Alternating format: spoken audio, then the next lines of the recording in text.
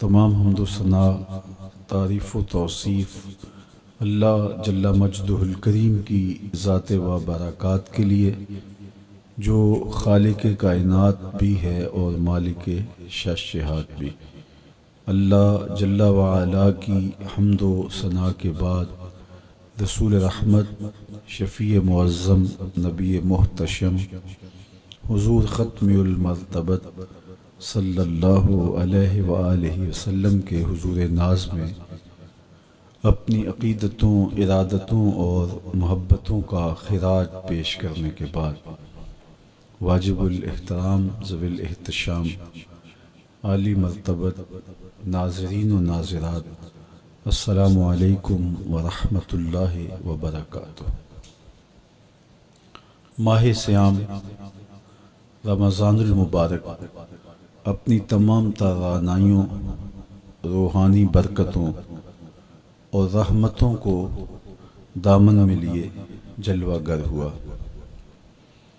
ये वो मुबारक महीना है जिसके बारे में इरशाद फरमाया गया कि अगर मेरी उम्मत को पता चल जाए कि माह सियाम रमज़ानुल मुबारक है क्या, तो वो आरज़ू करे कि पूरा साल ही रमज़ान हो।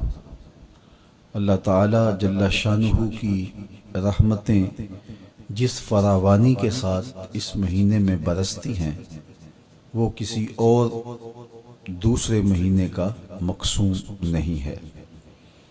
जन्नत के 8 दरवाज़े खोल दिए जाते हैं, जहन्नुम के दरवाज़े बंद कर दिए जाते हैं, और फरमाया कि माह सियाम में शयातीन जकड़ दिए जाते हैं। अल्लाह की रहमतों और करम नवाजियों की लूट से लग जाती है। एक फ़र्ज़ अदा करने से 70 फ़र्ज़ों का सवाब नसीब होता है, और एक नफ़ल की अदायगी पर एक फ़र्ज़ का सवाब अता किया जाता है। और ये ख़ास इनायत और रियायत सिर्फ़ इसी माह मुबारक में होती है। इसलिए अहले ईमान इस मुबारक महीने में कसरत के साथ इबादत करते हैं, सदका व खैरात करते हैं, कुरान मजीद की तिलावत मामूल से ज़्यादा करके नवाफिल की अदायगी से अपने रब की रज़ा जोई के लिए कोशां होते हैं। माह सियाम रमज़ानुल मुबारक की आज बाबरकत शब है, जिसके दामन में उतरते हुए अनवार, रोशनियाँ और उजाले समेटने के लिए आज अहले ईमान ने सलातु तरावी अदा की। हमने मुनासिब जाना कि पूरी दुनिया के तूल व अर्ज़ पे फैले हुए हमारे मोहब्बत करने वाले, सुनने वाले, दुआएं देने वाले और उल्फत व प्यार का रब्त और ताल्लुक़ रखने वाले लोगों को मुबारकबाद दी जाए, और रमज़ानुल मुबारक के इस मुबारक लम्हे में कुछ ज़रूरी बातें उनसे की जाएं। इस मकसद के लिए आज आपके सामने हाज़िर होने का मौका और शरफ़ नसीब हुआ।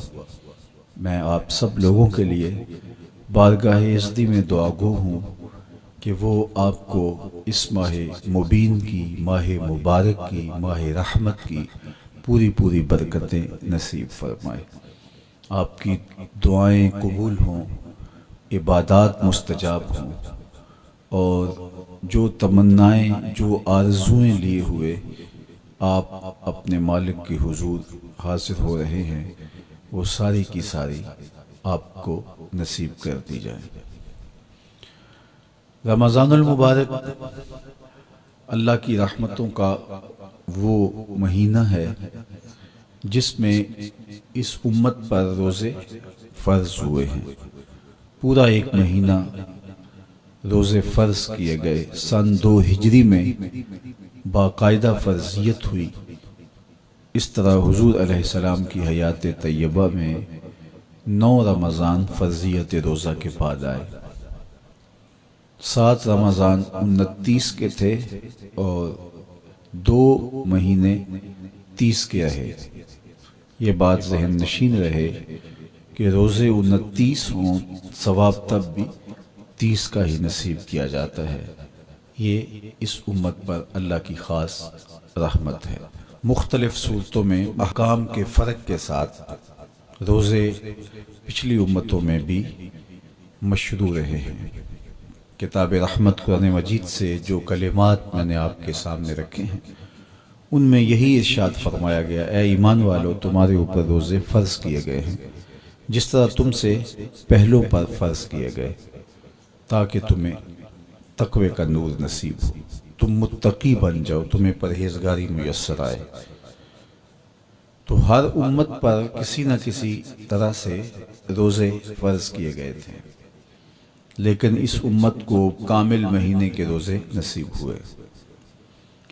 روزہ فرض کیوں کیا گیا؟ سویر سے لے کر شام تک سب کچھ ہونے کے باوجود بھوک اور پیاس میں وقت گزارنا اور میسر ہونے کے باوجود ایک گھونٹ بھی حلق سے نیچے نہ اترنے دینا، آخر اس میں کیا حکمت تھی؟ تو یہ بات اچھی طرح سے ہمیں سمجھ لینی چاہیے کہ یہ صرف کھانے پینے کو ترک کر دینا ہی نہیں ہے، بلکہ ان مقاصد جلیلہ کے حصول کے لیے روزہ رکھا جاتا ہے جو مومن کی زندگی کا مقصود ہے۔ اور اگر کوئی شخص کھانا پینا تو ترک کر دیتا ہے لیکن ان امور سے نہیں رکتا جن امور سے روکنا ان روزوں کا مقصود تھا، تو اس کا روزہ نہیں کہلاتا۔ میرے اور آپ کے آقا و مولا حضور نبی رحمت صلی اللہ علیہ وآلہ وسلم نے ارشاد فرمایا، من لم یدع قول الزور والعمل به فلیس للہ حاجۃ فی ان یدع طعامہ وشرابہ۔ جس نے جھوٹ اور اس پر عمل کرنا نہ چھوڑا، جھوٹے کام ترک نہیں کیے، اس کا بھوکا اور پیاسا رہنا اللہ کو منظور نہیں۔ اللہ کو کوئی ضرورت نہیں کہ وہ بھوک اور پیاس کاٹے۔ روزے میں تو ان امور سے بھی روک دیا گیا جو امور عام زندگی میں جائز تھے، جو مشروع تھے، مباح تھے، لیکن روزے میں ان جائز مباح امور سے بھی منع کر دیا گیا۔ طیب اور طاہر کھانے، خوبصورت مشروب، ان سے روک دیا گیا۔ آپ آب زمزم بھی نہیں پی سکتے جبکہ وہ متبرک پانی ہے۔ شہر مدینہ کی سرزمین میں اگی ہوئی کھجوریں جب پھل دیں اور ان کے رنگ اور ذائقے آپ کو اپنی جانب کھینچیں، لیکن آپ روزے سے ہیں تو شہر مدینہ میں بیٹھ کر شہر مدینہ کی پکی ہوئی کھجوریں بھی آپ نہیں لے سکتے، اس لیے کہ آپ روزے سے ہیں۔ تو روزے میں آپ کو متبرک چیزیں کھانے سے بھی روک دیا گیا، متبرک مشروب پینے سے بھی منع کر دیا گیا۔ تو مجھے بتائیے، جو رب آپ کو متبرک مشروب اور پاکیزہ کھانوں سے بھی ایک مخصوص وقت کے لیے روک رہا ہے، تو جن امور سے عام زندگی میں شریعت اسلامیہ نے ہمیں منع کیا، ہمارے رب نے ہمیں منع کیا، تو اگر روزے کے دوران ہم وہ امور بجا لائیں تو پھر روزے کی مقصدیت حاصل نہیں ہوگی۔ تو اسی لیے فرمایا، جس نے جھوٹ اور جھوٹے کام نہیں چھوڑے اس کے بھوکا اور پیاسا رہنے کی اللہ کو کوئی ضرورت نہیں ہے۔ تو وہ یہ چاہتا ہے کہ میرے بندے ان امور سے بھی جب رک جائیں گے جن امور سے عام زندگی میں نہیں روکا گیا، تو وہ لازمی طور پہ ان امور سے رکنے کی کوشش کریں گے جن امور سے اسے منع کیا گیا ہے۔ تو یہ تقوی پیدا کرنے کے لیے، حزم و احتیاط پیدا کرنے کے لیے یہ اس کے اوپر روزے فرض ہوئے تھے۔ آپ یہ خیال کر سکتے ہیں کہ بھوک اور پیاس کاٹنے سے کیا تقوی کا حصول ممکن ہے، جو کہ مقصد ہے روزے کا۔ ارشاد فرمایا، تمہارے اوپر روزے فرض کیے گئے ہیں جس طرح تم سے پہلوں پہ فرض کیے گئے۔ کیوں؟ لعلکم تتقون، تاکہ تمہیں تقوی نصیب ہو، اتقاء کی دولت ملے، تم اللہ تعالیٰ سے ڈرنے والے ہو جاؤ۔ تو کیا بھوک اور پیاس کاٹنے سے اللہ کی خشیت، اللہ تعالیٰ کا خوف حاصل ہوتا ہے؟ تو ایک تو بات وہی جو میں نے ابھی کہی کہ جب آپ ان امور سے بھی رک جائیں گے جن امور کو عام زندگی میں مباح رکھا گیا ہے، تو پھر آپ شعوری طور پہ ان چیزوں سے کیوں نہیں رکیں گے جو عام زندگی کے اندر بھی منع کیے گئے ہیں۔ تو جب یہ چیز انسان کا فہم، انسان کی عقل اور انسان کی خرد طے کرتی ہے، تو پھر لا محالہ طور پہ رکنے کی عادت اس کے اندر تقوی کی نشأت کا ذریعہ بنتی ہے۔ آپ نے عمومی طور پہ دیکھا ہوگا کہ رمضان المبارک کا ماہ نور جب اختتام کو پہنچتا ہے اور عید کے دن ہمارے سامنے عید کے 2-4 دن بھی یہ مشق رہتی ہے، اچانک کوئی مشروب آیا اور پینے لگے تو رک گئے، وہ کہیں ہمارا روزہ تو نہیں، لیکن پھر خیال آتا نہیں ہم روزے تو نہیں ہیں، آج تو عید کا دن ہے، تو ہم پی لیتے ہیں۔ چونکہ پورا مہینہ دن بھر ہم مشروبات سے رکے رہے اور آج بھی دن کے اجالے میں ہمیں پانی دیا گیا تو ایک دم ہمیں جھجک پیدا ہوئی، لیکن پھر ہمیں یاد آیا کہ اب روزے بیت گئے ہیں اور میں روزے سے نہیں ہوں۔ تو جو چیز جائز اور مشروع تھی اس میں ایک وقت کے لیے اس چیز سے بھی ہم رکے تو ہماری طبیعت کے اندر یہ ملکہ پیدا ہو گیا کہ ہم اس سے رکنے کا مزاج پیدا کر لیتے ہیں۔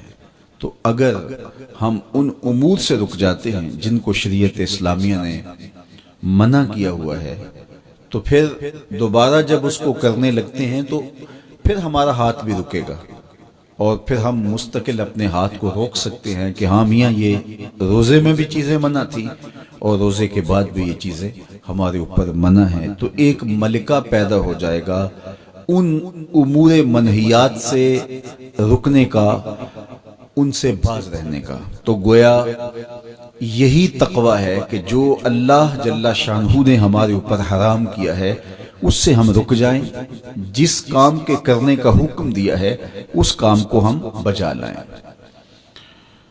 کسی نے تقوی کی یہ تعریف کی اور کتنی خوبصورت تعریف کی کہ جہاں تمہارا رب تمہیں دیکھنا چاہتا ہے تم وہاں پائے جاؤ، اور جہاں تمہارا رب تمہیں نہیں دیکھنا چاہتا وہاں تم نہ پائے جاؤ، تو یہ تقوی ہے۔ تو اس لیے روزے کا مزاج ہمیں تقوی دیتا ہے۔ اور دوسری بات، بھوک اور پیاس کے مسلسل گوارا کرنے سے انسان کی خواہشات دبتی ہیں اور نفس امارہ کمزور ہوتا ہے۔ ہمارے 2 دشمن ہیں جو ہمیں جادہ مستقیم سے بھٹکانے کے لیے دن رات کوشاں ہیں، ایک نفس اور دوسرا شیطان۔ شیطان ہمیں راہ حق سے بہکانے میں لگا رہتا ہے، لیکن شیطان جب خود شیطان بنا تو اس وقت کوئی دوسرا شیطان نہیں تھا جس نے اس کو شیطان بنایا، بلکہ وہ نفس تھا جس نے شیطان کو شیطان بنایا۔ اس نے سر اٹھا کے کہا انا خیر منہ، میں بہتر ہوں، خلقتنی من نار وخلقتہ من طین، مالک تو نے اس کو مٹی سے بنایا اور مجھے آگ سے بنایا، آگ افضل ہے، مٹی مفضول ہے، افضل مفضول کو کیسے سجدہ کرے؟ تو میں تو سجدہ نہیں کرتا۔ باقاعدہ ایک دلیل لے کے نفس کھڑا ہو گیا، اس نے ایک حجت تراش لی اور کہا کہ نہیں، میں اس تیرے شاہکار کو سجدہ نہیں کروں گا، جبکہ حکم اس کا تھا جو اس شاہکار کو بنانے والا تھا، حکم اس کا تھا جس نے اس کے وجود کو پیدا کیا تھا، لیکن اس دلیل پر اس کے نفس کو تسکین پہنچی اور اس نے کہا کہ میں بہتر ہوں اور میں اس کو سجدہ نہیں کروں گا۔ اللہ تعالیٰ نے راندہ درگاہ کر دیا، تو اس نے اللہ کی حضور قسم کی کہ مجھے تیری عزت کی قسم، میں تیرے بندوں کو تیرے تک نہیں پہنچنے دوں گا، ان کے چاروں طرف سے ان پر حملہ آور ہوں گا اور ان کو راہ مستقیم سے ہٹا دوں گا۔ تو نفس وہ بڑا دشمن ہے جو شیطان کو شیطان بنانے والا ہے، اب ہمارے یہ دشمن مستقل ہمارے ساتھ جڑے ہوئے ہیں اور ہمیں جادہ حق سے، راہ مستقیم سے ہٹانے کے لیے کوشاں رہتے ہیں۔ ماہ سیام میں کیا ہوتا ہے؟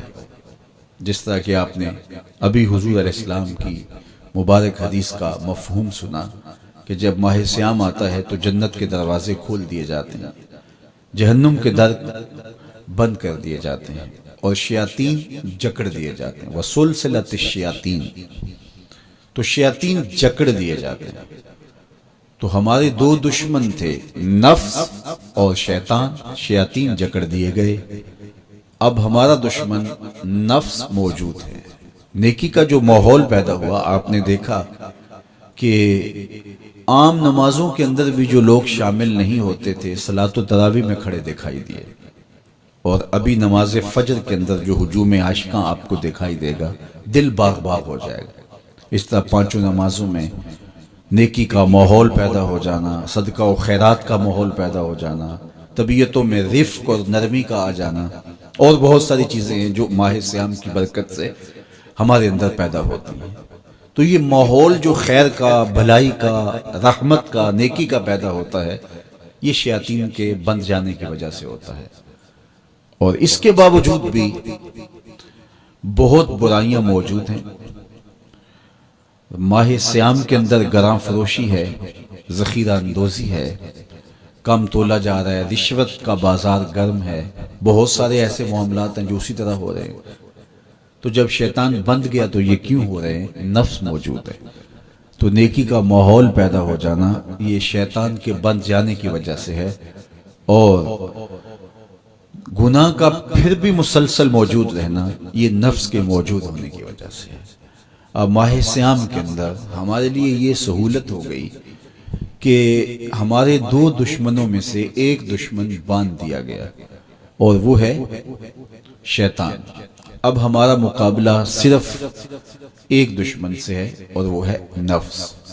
اگر نفس کا ہم مقابلہ کر لیں گے تو شیطان چھٹ کے بھی ہمارا کچھ نہیں بگاڑ سکتا، اس لیے کہ وہ مؤثر ہوتا ہے نفس کے ساتھ مل کے۔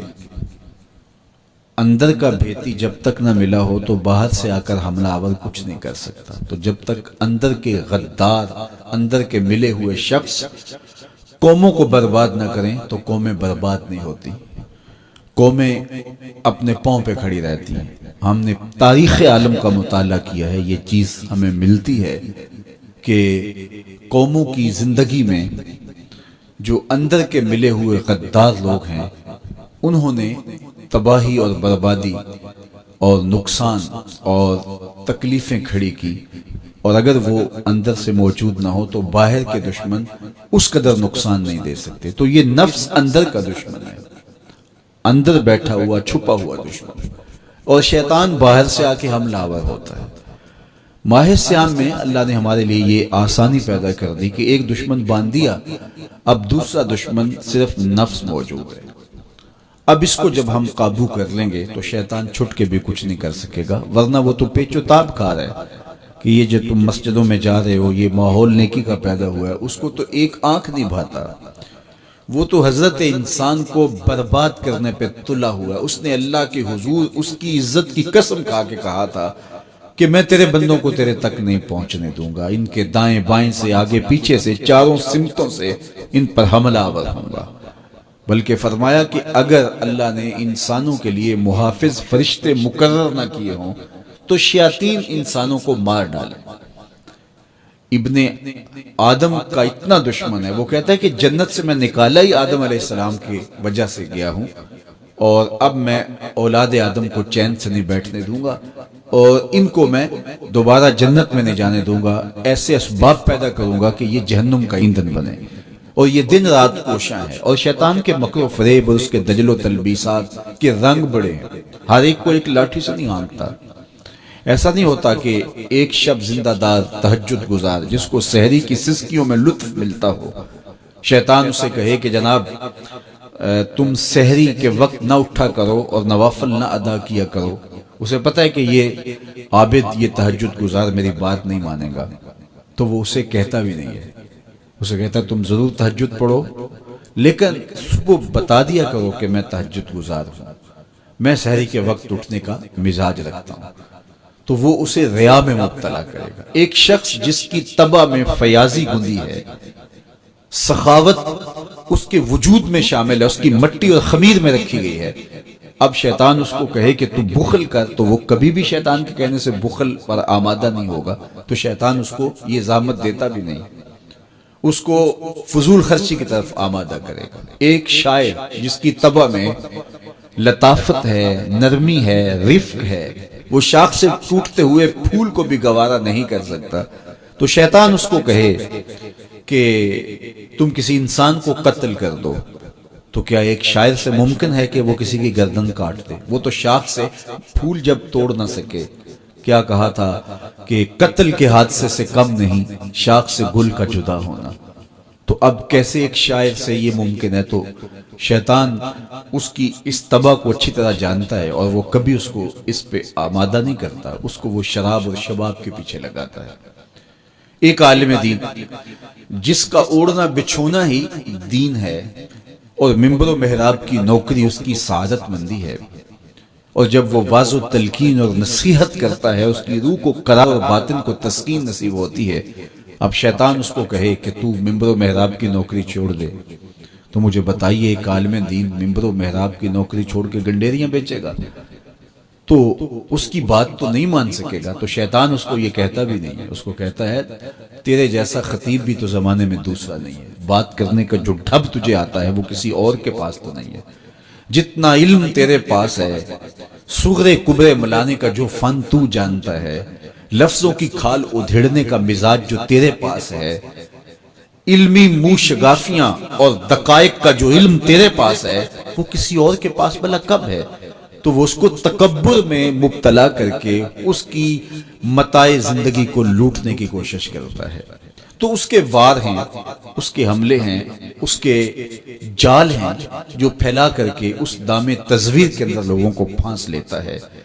تو شیطان انسان کا دشمن ہے، دن رات انسان کو برباد کرنے کے لیے تلا ہوا ہے۔ میرے اور آپ کے آقا و مولا نے ارشاد فرمایا الشیطان جاسم علی قلب ابن آدم فَإِذَا ذَكَرَ اللَّهَ خَنَسَ وَإِذَا غَفَلَ وَسْوَسَ، شیطان اولاد آدم کے دل پہ قبضہ جما کے بیٹھ جاتا ہے، جب یہ اللہ کا ذکر کرتا ہے تو بھاگ جاتا ہے، جب یہ ذکر چھوڑتا ہے تو وسوسہ اندازی کرتا ہے۔ تو شیاطین تو انسان کو مار ڈالنے پر آمادہ ہیں، اور وہ ایک لمحہ بھی نہیں چاہتے کہ یہ نیکی اور خیر کی کسی راہ کا مسافر ہو۔ تو ماہ رمضان میں شیطان بندہ ہوا بھی ہو اور انسان نیکی کے ماحول پہ ہوں، نیکی کی راہوں پہ ہوں، سجدوں میں اللہ کی حضور آنسوں کا خراج دے رہے ہوں، قرآن مجید کی تلاوت معمول زندگی ہو، تو شیطان کو تو ایک آنکھ نہیں بھاتا، وہ تو کہتا ہے بس میں چھٹ لوں، پھر عید کے دن ہی نپٹ لوں گا تم سے۔ اب اگر شیطان کے چھٹنے سے قبل ہم نے نفس کو کنٹرول میں کر لیا، قابو میں کر لیا، تو شیطان چھٹ کر بھی کچھ نہیں کر پائے گا، ورنہ وہ نفس کے ساتھ مل کے اور زیادہ ہمیں بگاڑنے کی کوشش کرے گا۔ اس لیے یہ ہمارے لیے ایک اہم اور سنہری موقع ہے کہ ہم نفس پہ قابو پا لیں۔ اب وہ کیسے پایا جا سکتا ہے؟ روزہ نفس کو کنٹرول کرنے کا ایک مؤثر ذریعہ ہے، خود روزہ نفس کو، نفس امارہ کو قابو کرنے کا ذریعہ ہے، اس لیے کہ نفس 3 چیزوں سے کمزور ہوتا ہے۔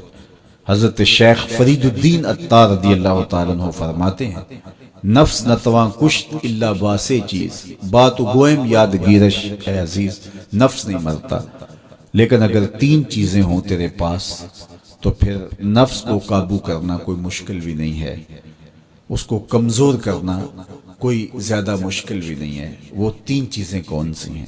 خنجر خاموشی و شمشیر جو، نیزہ تنہائی و ترک ہجو، خاموشی کا خنجر، بھوک کی تلوار اور تنہائی کا نیزہ۔ یہ 3 چیزیں نفس کی کمزوری کا سبب اور ذریعہ ہیں۔ اب روزہ ان 3 چیزوں کو پیدا کرتا ہے۔ بھوک اور پیاس کے ذریعے سے نفس کمزور ہوتا ہے، تو روزہ بھوک اور پیاس ہے۔ اور میرے اور آپ کے آقا و مولا نے ارشاد فرمایا یا معاشر الشباب من استطاع منکم الباءۃ فلیتزوج فإنه اغض للبصر واحسن للفرج فمن لم يستطع فعليه بالصوم فإنه له وجاء۔ اے جوانوں کے گروہ، تم میں سے اگر کوئی نکاح کرنے کی طاقت رکھتا ہے تو دیر نہ کرے، فوری نکاح کر لے، اس لیے کہ یہ نظر اور پاکیزگی کا محافظ ہے، اور اگر کوئی نکاح کرنے کی فی الحال پوزیشن میں نہیں ہے تو وہ کثرت کے ساتھ روزے رکھے، اس لیے کہ روزے قاطع شہوات ہیں، تو بھوک خواہشات کو کمزور کرتی ہے۔ دوسری بات، تنہائی یہ مجلس کے شر سے بچانے کا ذریعہ ہے، چونکہ چند مجلسیں ہوتی ہیں جو انسان کے لیے خیر لاتی ہیں، زیادہ اختلاط لوگوں کا سوائے نقصان کے اور کچھ نہیں دیتا۔ اس لیے العافیت فی العزلہ فرمایا گیا کہ عافیت تنہائی میں ہے۔ ہمارے مشائخ فرماتے ہیں کہ سالک کے لیے سب سے بہتر جگہ اللہ کا پاکیزہ گھر مسجد ہے، یا پھر کامل شیخ کی صحبت ہے، یا پھر تنہائی۔ چوتھی جگہ سوائے ہلاکت کے اور کچھ نہیں ہے۔ اچھے لوگوں کی صحبت یقیناً اچھائی کا رنگ دیتی ہے، اور مسجد کی حاضری، مسجد کے اندر وقت کا گزارنا یقیناً باطن کے سنوارنے کا سبب ہے، نہیں تو پھر تنہائی ہی بہتر ہے۔ اور بری مجلس سے، برے جلیس سے، برے ساتھی سے تنہائی ایک بہت بڑی دولت ہے۔ تو رمضان المبارک کے مہینے کے اندر ہم عبادات کی وجہ سے بہت سارے معاملات سے کٹ جاتے ہیں اور ہمیں تنہائی میسر آتی ہے۔ اور تیسری چیز فرمایا خاموشی کا خنجر۔ تو خاموشی میں جو فوائد رکھے گئے ہیں وہ کہیں اور نہیں رکھے گئے، اور عمومی طور پہ ہماری زندگی کے زیادہ تر گناہ ہماری زبان کی وجہ سے ہیں۔ غیبت زبان کی وجہ سے ہوتی ہے، جھوٹ زبان کی وجہ سے ہوتا ہے، بہتان زبان کی وجہ سے ہے، سب و شتم زبان کی وجہ سے ہے۔ سب سے زیادہ گناہ انسان کی زندگی میں، نامہ اعمال میں، اس کی زبان کی وجہ سے درج ہوتے ہیں۔ میرے اور آپ کے آقا و مولا نے فرمایا تھا، جو تمہارے دو جبڑوں کے درمیان، یعنی تمہاری زبان اور تمہاری پارسائی کی جگہ، ان دو چیزوں کی تم مجھے ضمانت دے دو، میں تمہیں جنت کی ضمانت دے دیتا ہوں۔ تو رمضان المبارک کے اندر ہم روزے کی وجہ سے اور دینی مصروفیات کی وجہ سے اپنی زبان کو بھی کنٹرول کر پاتے ہیں۔ فرمایا کہ اگر تم سے کوئی شخص الجھے، تم سے کوئی لڑے، کوئی بحث کرنا چاہے، تو تم کہو انی صائم، میں تو روزہ دار ہوں، تو یہ کہہ کے آپ اپنی جان چھڑا سکتے ہیں۔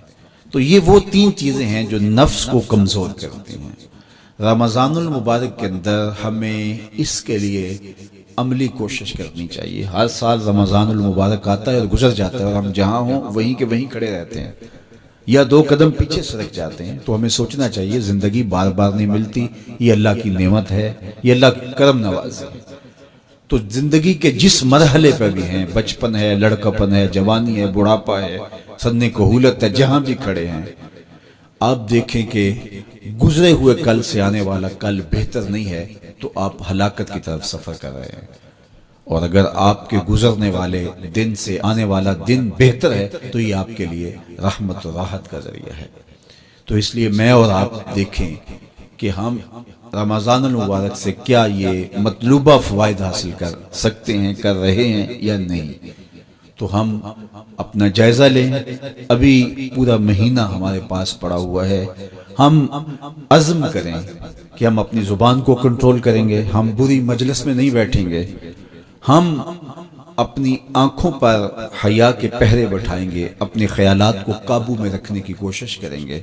بھوک اور پیاس سے نفس امارہ کی خواہشات کم ہوں گی، اور شیطان کے بدنے کی وجہ سے گناہ کے امکانات کم ہو جائیں گے، نیکی کے ماحول پیدا ہو جانے کی وجہ سے اچھائیوں کے راستے ملیں گے۔ تو ہم اس ماہ رمضان المبارک کو اس طرح سے گزاریں کہ ہم ایک نئی تازہ اور خوبصورت زندگی لے کے ماہ رمضان کے بعد جو ہے وہ اپنے آپ کو خیر کی راہوں پہ محسوس کریں۔ یہ ایک اللہ تعالیٰ نے ہمارے لیے ایسا مہینہ رکھا ہے جس میں ہم عصر نو اپنی زندگی کو مرتب کرتے ہیں۔ یہ ایک نیا ٹرینڈ سیٹ کرتا ہے یہ مہینہ، اور یہ ماہ مبارک ہماری زندگی کے اندر جو ہے وہ ایک نظم پیدا کرتا ہے۔ اس میں ہم جو ہے وہ اللہ سے، اس کے رسول سے، کتاب اللہ کے ساتھ، نیک لوگوں کے ساتھ، مسجد کے ساتھ، قرآن مجید کے ساتھ جڑ جاتے ہیں۔ اور اگر ہم اس کے اندر پورا خلوص اور پوری للہیت کو شامل کر کے اپنے آپ کو سنوارنے کے پورے عزم کے ساتھ اللہ سے توفیقات مانگتے رہیں گے، تو پھر ہم اس سانچے سے ایک ستھرے، پاکیزہ اور خوبصورت انسان بن کے نکلیں گے۔ تو اس لیے ہمیں چاہیے کہ یہ مبارک مہینہ جو اللہ نے ہمیں نصیب کیا، اس مہینے کو اچھے طریقے سے ہم گزاریں۔ تقوی کا حصول جو اس مہینے کے روزوں کا مقصود ہے، وہ ہم اپنے اندر پیدا کریں۔ اور ماہ سیام کا ماحول تقوی دیتا ہے، ماہ سیام کا باطنی نور تقوی دیتا ہے، ماہ سیام کے انوار تقوی دیتے ہیں۔ روزہ تقوی کی نشأت کا ذریعہ ہے، تقوی پیدا کرتا ہے طبع کے اندر، اور ایک نئی خوبصورت زندگی کا آغاز ہوتا ہے۔ تو میں اپنے جملہ ناظرین سے، جملہ ناظرات سے، سامعین اور سامعات سے یہ کہوں گا کہ وہ اس مبارک مہینے کی برکتوں کو خوب خوب لوٹیں اور پوری طرح سے اس کے انوار کو اپنے اندر جذب کریں۔ جو روشنیاں اور جو فضاؤں کے اندر نور بکھرا ہوا ہے، اس کو اپنے اندر اتار لیں اور پوری طرح سے اپنے اندر اس کو جذب کر لیں۔ پورا مہینہ جب ایک پاکیزہ ماحول میں آپ رہیں گے اور شرور سے، شر سے، بری مجلسوں سے، برے جلیس سے آپ بچنے کی کوشش کریں گے، تو ایک مہینہ طبع کے اندر ایک مؤثر تبدیلی لانے کے لیے کافی ہوتا ہے۔ اور پھر اللہ تعالیٰ نے ہمارے لیے یہ کرم نوازی کیا ہے کہ ہر عمل کا اجر 70 گنا بڑھا دیا ہے۔ تو گویا ہم ایک قدم اٹھاتے ہیں تو 70 قدم آگے بڑھ جاتے ہیں۔ تو یہ ہمارا سفر تیز کر دیا جاتا ہے اور ہم تیزی کے ساتھ چل رہے ہوتے ہیں، اور ایک مہینہ گویا 70 مہینوں کے برابر ہو جاتا ہے۔ تو 70 مہینے مسلسل بندہ ایک نیکی کے ماحول میں رہے تو اس سانچے سے جب باہر نکلے تو پھر وہ کیسا نکھرا ہوا اور پاکیزہ انسان ہوگا۔ تو اس لیے ہمیں اس ایک مہینے کو پوری توجہ کے ساتھ صرف کرنا چاہیے اور اس کے ایک ایک لمحے کی قدردانی کرنی چاہیے۔ تو دیکھنا پھر یہ مہینہ کس طرح زندگی کے اندر ایک نئی خوبصورت تبدیلی پیدا کرتا ہے۔ میں آپ سب لوگوں کے لیے دعا کرتا ہوں کہ اللہ اس ماہ مبارک کو، اس ماہ رحمت کو، ماہ نور کو میرے لیے، آپ کے لیے کرم نوازیوں اور رحمتوں کا ذریعہ بنائے اور اپنی خاص کرم نوازیوں سے ہم سب کو مالا مال کرے۔ اللہ آپ کا میرا حامی و ناصر ہو۔ وآخر دعوانا ان الحمدللہ رب العالمین۔